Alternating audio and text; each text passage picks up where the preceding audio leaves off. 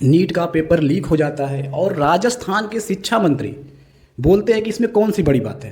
तो यार, तो सही बात है ना, बड़ी बात कहाँ है? क्योंकि अपने हिंदुस्तान में आए दिन पेपर लीक होते आ रहा है। हर एक एग्जाम का पेपर अगर इस साल सही ढंग से हुआ तो अगले साल उसका पेपर लीक हो जाता है। और आपको क्या लगता है कि नीट का पेपर ऐसे ही कोई ऐरा गैरा आउट कर दिया था, लीक कर दिया था? ऐसा बिल्कुल भी नहीं है। इसमें बड़े बड़े लोगों का हाथ होगा, क्योंकि कोई भी पेपर एजेंसी से ऐसे ही लीक नहीं होती है। कोई ना कोई ऐसा व्यक्ति होगा जिसका सरकार में सोर्स रहा होगा, वहाँ से कांटेक्ट रहा होगा, फिर पेपर लीक किया होगा। ऐसे थोड़ी ना पेपर लीक हो जाता है। और एक स्कैमर को पकड़ के अगर आप ये सोच रहे हो, आप ये समझ रहे हो कि पूरा गिरोह पकड़ा गया है, तो ऐसा बिल्कुल गलत है। क्योंकि दोस्तों, आज तो है पेपर लीक हुआ है, मालूम चल गया, इसीलिए एग्ज़ाम कैंसिल हो गया। लेकिन ऐसे हजारों एग्ज़ाम हर साल होते हैं, उसमें पेपर लीक होता है, लेकिन पता नहीं चलता है। तो सोचो, उसमें कैसे कैसे स्टूडेंट, कैसे कैसे कैंडिडेट पैसे दे दे के सिलेक्शन ले रहे हैं। और वो आज नीट का हुआ है, कल एसएससी का होगा। आए दिन SSC, UP police, C TET, BPSC, ऐसे तमाम एग्जाम हैं जिसका पेपर लीक होते आ रहा है। लेकिन सरकार इस पे क्या कर रही है? कौन सा बड़ा एक्शन ले रही है? अभी 2024 में ही देख सकते हो, नीट का ही पेपर लीक हुआ था, उसके बाद फिर 2026 में हो गया। सरकार का क्या है?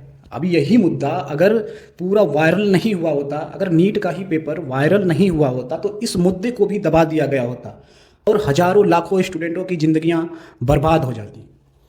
आज भी दोस्तों, पेपर लीक होना और पेपर कैंसिल होना, हजारों लाखों ऐसे स्टूडेंट हैं जिनके सपनों को कुचल कर रख दिया जाता है।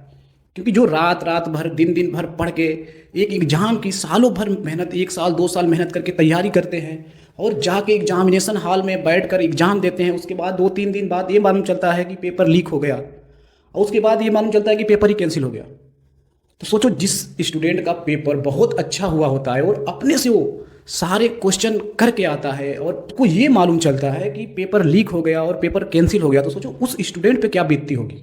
बहुत आसान है ये बोलकर कि पेपर लीक हुआ है, पेपर कैंसिल कर दिया गया। लेकिन उन स्टूडेंटों से पूछो जो साल 2 साल कड़ी मेहनत के साथ तैयारी करते हैं और एग्जाम में जाके अच्छे क्वेश्चन अटेंड करके आते हैं, इसमें उनकी क्या गलती थी? आज का पेपर अच्छा हुआ है तो जरूरी ये नहीं है कि अगला जो पेपर होगा वो किसी स्टूडेंट का ये वाला पेपर अच्छा हुआ है तो अगला भी अच्छा हो। क्योंकि आपने देखा होगा, बहुत से ऐसे यूपीएससी स्टूडेंट होते हैं जिनका सिलेक्शन हो जाता है यूपीएससी के किसी न किसी पोस्ट पे, लेकिन उसके बाद जब वो आईएएस के लिए फिर से अप्लाई करते हैं तो उसमें उनका प्री भी नहीं निकलता है। तो कैसे हम मान सकते हैं कि जो स्टूडेंट इस एग्ज़ाम में अच्छा करके आया है, अगले एग्ज़ाम में उसका पेपर अच्छा होगा? उसकी तो पूरी जिंदगी, पूरी लाइफ आपने चौपट कर दी। अगर सरकार इस पे कड़ा रुख अपनाई होती तो आज ये स्थिति नहीं होती।